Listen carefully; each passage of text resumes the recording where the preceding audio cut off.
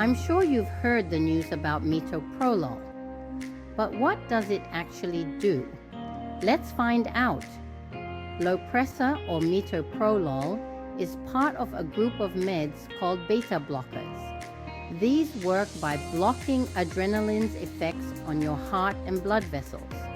This helps lower your heart rate and blood pressure.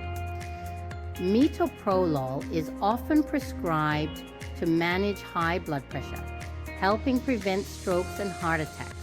It's also used for angina, reducing chest pain by slowing your heart rate.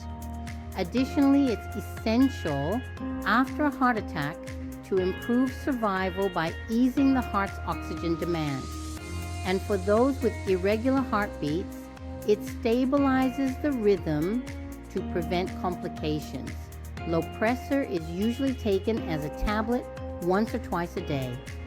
Common side effects include dizziness, fatigue, and lightheadedness.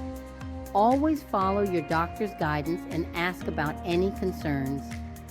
In summary, Lopressor is a versatile medication for various heart conditions. Click like, subscribe, and hit the bell to stay informed and healthy.